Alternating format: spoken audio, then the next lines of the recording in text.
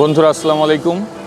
আমার একজন অন্যতম প্রিয় কবি, প্রকৃতির কবি, কবি জীবনানন্দ দাশের জন্মস্থানে আমরা এখন বরিশালের পশ্চিম বগুড়া রোডে। আপনারা নিশ্চয়ই দেখতে পাচ্ছেন যে ধানসিঁড়ি একটি বাড়ি দেখা যাচ্ছে। এগুলা জীবনানন্দ দাশের যে পৈতৃক নিবাস ছিল সেই বাড়িগুলো এখন আর নেই। তো সেই বাড়িগুলো ভেঙে এখন অনেকেই এখানে বাড়ি করেছেন। এখানে একটি জাদুঘর আছে। আর আপনাদের চেনা সুবিধার্থে আমি দেখিয়ে দিচ্ছি, এখানে হচ্ছে সিনিয়র কেমিস্ট্রি কার্যালয়, পশ্চিম বগুড়া রোড, বরিশাল। এখানে আসলে কিন্তু আপনারা এই যে জীবনানন্দ দাশের যে জন্মস্থান, যিনি জন্মগ্রহণ করেছিলেন 1899 সালে এবং কলকাতাতে পড়াশোনা বিষয়ে উনি চলে গিয়েছিলেন 1917 সালে। তো সেই জীবনানন্দ দাশের স্মৃতি বিজড়িত জায়গায় আমি এখন দাঁড়িয়ে আছি। তো আপনাদের একটু দেখাবো যে এখানে ওনার স্মৃতি নিয়ে আর কি আছে।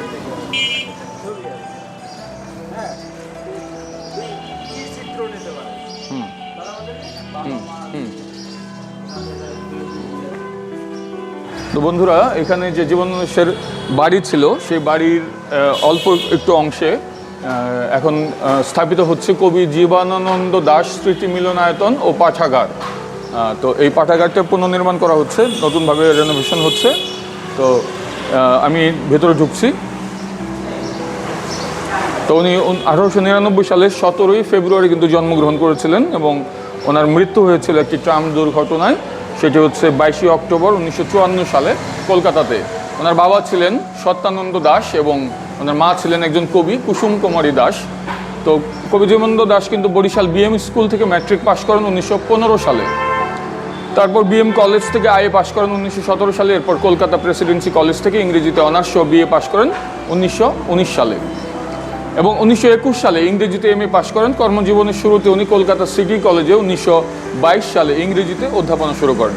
কবি দিল্লির রামজশ কলেজেও কিছুকাল কর্মরত ছিলেন। এরপর 1930 সালে আবার বরিশালে কিন্তু উনি ফিরে আসেন। এ সময় কিছুকাল বেকার থাকার পর 1935 সালে বরিশাল বিএম কলেজে আবার তিনি অধ্যাপনা শুরু করেন। 1947 সালে দেশ বিভাগের কিছু আগে কবি সপরিবার কিন্তু কলকাতায় চলে যান।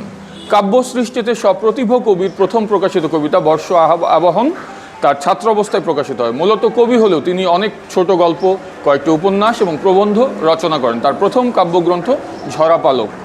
বিখ্যাত কাব্যগ্রন্থ হলো ধূসর পাণ্ডুলিপি, বনলতা সেন আমার খুব প্রিয় একটি কবিতা, মহাপৃথিবী, সাতটি তারার তিমি, রূপসী বাংলা ও বেলা অবেলা কালবেলা। এছাড়াও তার বহু অগ্রন্থিত কবিতা বিভিন্ন পত্রপত্রিকায় প্রকাশিত হয়েছে।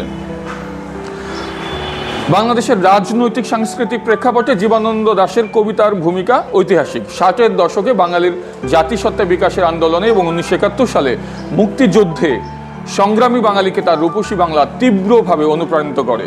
কবি 1954 সালে কলকাতার ট্রাম দুর্ঘটনায় পতিত হয়ে 22 অক্টোবর মৃত্যুবরণ করেন।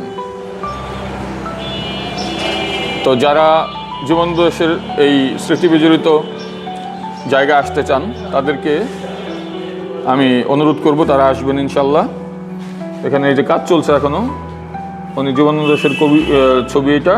ওনার মা ছিলেন কুসুম কুমারী দাস আর ওনার বাবা ছিলেন সত্যানন্দ দাস। এখানে কাজ চলছে, ভাইয়েরা আমাকে বললেন একটু আগে। এখানে পাঠাগার আছে, তো রেনোভেশনের কাজ চলছে। এটাও মনে খুব তাড়াতাড়ি শেষ হয়ে যাবে। তারপর আপনারা কিন্তু এখানে ঘুরে যেতে পারেন। কবি ছিলেন একজন প্রকৃতিপ্রেমী মানুষ। তার একটি কবিতা এখনও মানুষের হৃদয়ে দোলা দিয়ে যায়। সেটি হচ্ছে, আবার আসিব ফিরে ধানসিঁড়িটির তীরে এই বাংলায়, হয়তো মানুষ নয়, হয়তো শঙ্খচিল শালিখের বেশে। তো এই কবির স্মৃতি বিজড়িত জন্মস্থানে এসে খুব আবেগ আপ্লুত হয়ে যাচ্ছি, কারণ আমরা যারা আবৃত্তি করি, কবিতা নিয়ে থাকি, তারা কিন্তু জীবনানন্দ দাশের অনেক কবিতা আবৃত্তি করে থাকি। এখানে এসে ওনার স্মৃতি বিজড়িত এবং ওনার জন্মস্থানের মাটিতে এসে খুব ভালো লাগছে।